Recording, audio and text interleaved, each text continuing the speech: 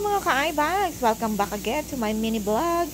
So, for today's video ay namili ang aking amo ng mga stock na naman ng mga katulad ng sibuyas. Ayan, kung makikita nyo dito ko ilalagay ang mga pinamili ni Sir na sibuyas, bawang at patatas. Ayan, so ang dami na naman kaya ililigpitin ko na naman at isasalansan sa tray kasi pag hindi sinalansan ay mabubulok. So, ito naman ay sibuyas na puti. Uunahin kong sibuyas na puti at ilalagay dun sa tray.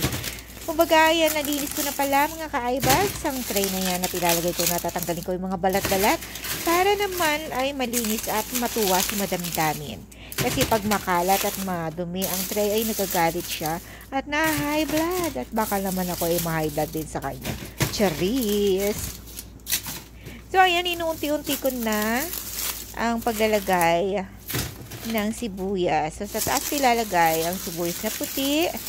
Ang sibuyas na puti pala na yan ay made in Saudi Arabia. So, ayan namang sibuyas na pula ay made in India. Ayan, yung pulang-pula na yan ay made in India. So, galing yan sa India at super, ano yan, super tapang, super, ang sakit sa mata pag yan ay nagkakat ako ng onion. So, maluha-luha ako kaya kailangan nakatapat ako sa aircon para hindi ako umiyak ng bonggang-bongga. So, ayan, di ba, lalaki? O, ayan. Ang lalaki ng mga sibuyas. Kumbaga parang kamao siya.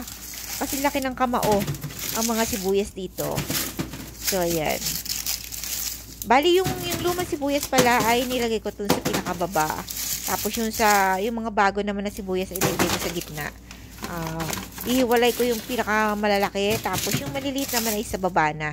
Kasama ng lumang sibuyas. Ayan. So, okay na siya ngayon. Na ilagay ko na. At so, ano naman natin ngayon ang bawang. So, ito naman bawang na ito ay made in China. Ayan, doon naman natin nalalagay sa tabi ng sibuyas. Bali, hindi ko na ito tatanggalin sa sa pinaka-ganyan niya, sa pinaka-net niya. Pagkukuha na lang kami, saka na lang tatanggalin. Yan, ayan, yung bawang na yun ay made in China. Super lalaki niya. Gusto ko yung balatan kasi madali siyang balatan. Hindi katulad ng bawang na nandito sa Saudi. Dahil ang liliit ng bawang ng Saudi. Super liit. Kaya minsan naiinis akong balatan. Kaya much better na ganyan ang binibili ni Amo. Kasi ang ginagawa ko dyan sa bawang ay inaano ko. Tapos ginagrind ko. Tapos inaano dun sa freezer. Tapos kuha na lang na kami ng kuha. So ito naman ang patatas. Dalawang klase pala ang patatas dito sa Saudi Arabia. Isang puti at isang dilaw. So, itong inuuna ko ay kulay yellow.